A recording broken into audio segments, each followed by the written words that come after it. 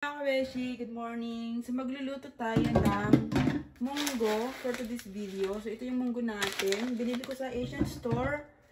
Magkano ba itong binili ko? Hindi ko na alam kung magkano to. This is 400 grams.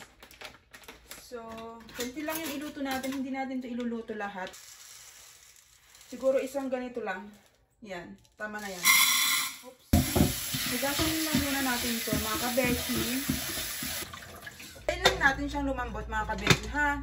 So, habang pinapakuluan o pinapalambot natin yung ating munggo, hihiwain ko muna itong sahog natin. May pang sahog tayo dito na pork.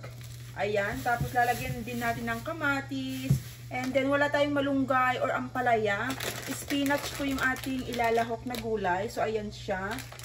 Nabawasan ko na to nung nagluto ako ng sinigang na baboy nung nakaraan.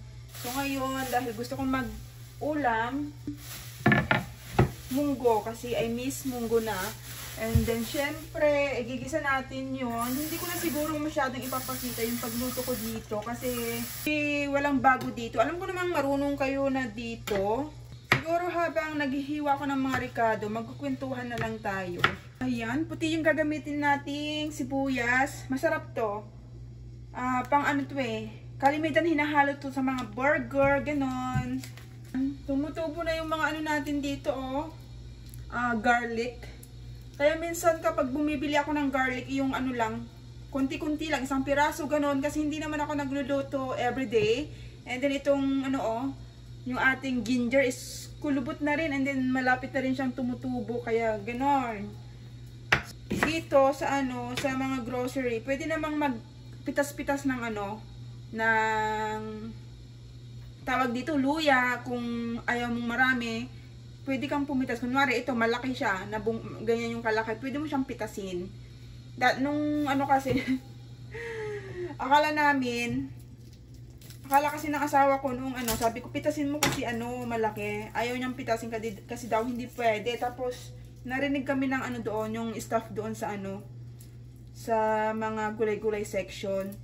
Sabi niya, pwede naman daw pitasin. Kaya yung pinitas namin, kumbaga hinati namin. Kasi sobrang laki. Masasayang lang din, kukulubot lang din. Hindi naman ako araw-araw nagluluto. Sayang yung pera. Buti sana kung pinupulot lang yung pera, no? Ganun pa naman ako, kung lalo na kapag yung pera na ginagastos is hindi ko naman pinaghirapan. Sobrang hinayang na hinayang ako. Sayang, dapat maging wais tayo. Ganon. Hindi porket hindi natin pera yung ginagastos is doon, sige lang ng sige. Hindi ganon kasi dapat din tayong ano, may pakiramdam sa mga ano, kung sino yung gumagastos doon sa mga bagay na ginagamit natin. Hindi yung porket hindi tayong gumagastos is puro na lang sige lang ng sige. Wag ganon. Char. Yeah, totoo yun. So anyway, tapos ko lang nahiwa yung mga ano natin. Tapos ko lang nahiwa yung mga ricado natin. Ayan. So ayan mga kabeshi, tapos ko lang nahiwa yung ating sahog sa ating munggo. So ayan, sa mga nagtatanong pala sa akin, no, may mga ilan akong kaibigan na nagtatanong kung may work na ba ako dito, ganun. Wala pa po. Nag-a-adjust pa ang inyong magandang misis. So wala pa tayo ditong isang taon or mag-performance pa lang ata ako. So yun, hindi pa tayo pwedeng mag-work. And then, syempre, hindi naman work yung pagpunta ko dito. Hindi yung work ang priority ko. Priority ko kung bakit ako nandito, no? So, bubuo muna tayo ng pamilya. So, I hope makabuo tayo sa awa ng Diyos, ganon. So, basta mayroon naman akong balak mag-work dito, pero hindi pa sa ngayon kasi nag-a-adjust pa tayo. Sa katunayan nga, minsan medyo nabuburdong ako, pero okay lang kasi mayroon naman akong pinagkakaabalahan. Yun nga, sometimes, vlogging. Masaya ako kung ano yung ginagawa ko sa ngayon. Ganon. Tapos, sa mga nagtatanong kung kumikita na ba ako sa ano, sa FB ko, hindi po, wala pa akong kita doon kahit isang singkong duling. Tapos sa YouTube naman, kumikita pero ano lang, minsan $1 sa isang video, minsan hindi umaabot ng dollar, centavos lang, ganon. Tapos mabubuo natin yung $100 na siguro isang taon. Ano bang ine-expect mo? Kasi ano wala naman tayong maraming views. Wala namang masyadong nanonood sa atin, pero gora lang, laban lang, ganyan talaga ang buhay. Malay mo, someday maging millions, kakaroon tayo ng million views, gano'n. Pero sa ngayon, saglit lang, titignan ko yung baka sunog na yung ating munggo. So yun nga, pero natry ko ng sumahod sa YouTube, mga ilang beses na rin, no? Nag-umpisa ako, kailan ba ako nag-umpisa? Nung nasa Taiwan pa ako, pero na-monetize yung aking YouTube noong bumalik na ako sa Pilipinas sa tulong ng mga ko noon, Spread Love, mga ka-team ko sa Spread Love, yun, tinulungan nila ako para ma-monetize yung aking channel. So akala ko noon, kapag na-monetize yung channel ko is kikita na ako ng tumpak-tumpak na pera, pero hindi pala. Hindi pala, alam mo yun, yung effort mo na yung kinikita ng isang video mo, hindi sapat yung effort mo doon ng pag-edit, ganon, filming, ganon. Tapos, yun, alam mo ba yun? Hindi talaga siya, worth it. Kita ng isang video ko, kumikita lang ng 60 cents, minsan 40 cents, swerte ko na kung yung video ko is kikita ng $1 or $2, ganon. Pero, tapos, syempre, hindi mo po yun makukuha agad. Kailangan makaipunin mo yun, mga kabeshi, ng $100 para mai-transfer yon sa sa account mo ni YouTube. So yun nga, wala pa tayong doon masyadong kita, pero gora lang.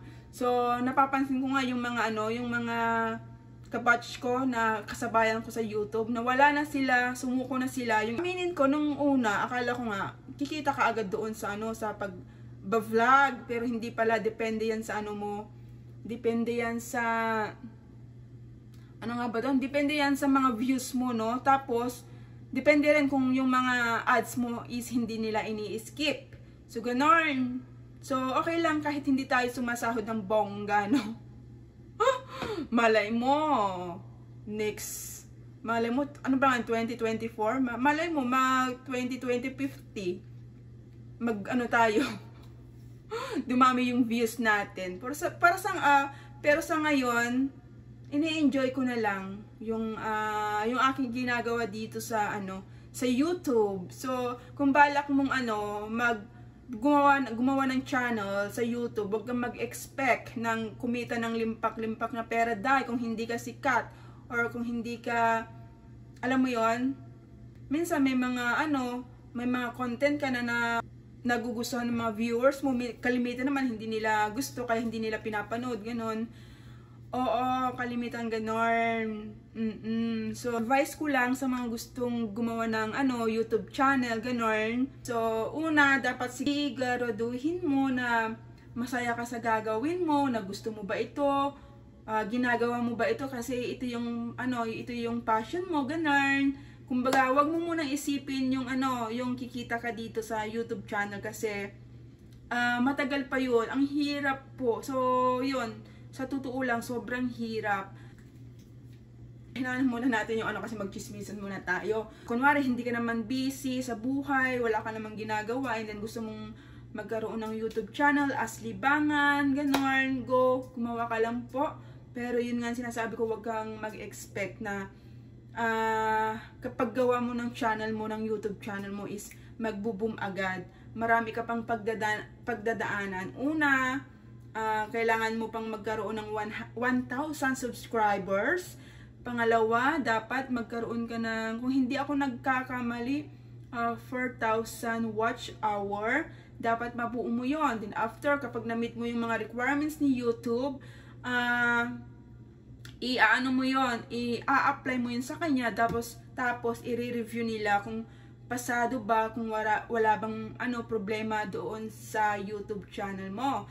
And then, syempre, kapag na-monetize, na-approve ni YouTube, lalagay niya ng AdSense, pero hindi porket nalagyan ng AdSense yan is kikita ka na po ng malaki, hindi po. So, depende po yan sa, sa views mo. Kunwari nagkaroon ka ng 30 views and then hindi in-skip yung ano, yung ads mo, siguro kikita ka ng 30 cents. O diba, sintapos lang po, 30 cents.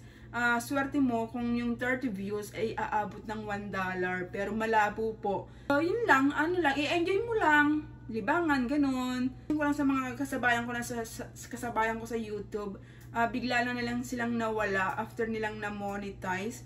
Siguro mga ilang buwan nawala na sila. Siguro natabangan na sila or siguro naging busy na rin. Pero ako, laban lang, tuloy lang kasi masaya ako sa mga ginagawa ko ngayon. Kung napapansin nyo, kahit nung nandoon pa ako sa Pilipinas, kahit super busy ko, nag-a-upload pa rin ako ng video sa aking YouTube. Kahit once a week lang, gano'n, nakakapag-upload pa rin ako kasi gusto ko lang. Wala lang, gusto ko lang. Pakialam mo ba? Char. So yun, titignan ko muna yung niluluto nating munggo, no? So ito na mga kabeshi, ginigisa na natin yung mga ricado ng ating munggo. Ayan, super bango niya mga kabeshi, as in. So ayan mga kabeshi, nilagyan na po natin yung ating shooting. Ayan, yung ating pork. So ayan siya. So ayan mga kabeshi, luto na po yung ating munggo. So, bago ko siya nilagyan ng ng bagoong, kasi gusto ko sa munggo is bagoong yung hinahalo. So, bago ko siya nilagyan ng bagoong, nagbukod muna ako doon sa ito. Ayan, nagbukod ako ng isang mangkok para sa aking asawa kasi ayaw niya yung bagoong. So, ito yung para sa kanya. So, ganyan ko siya kamahal. Char!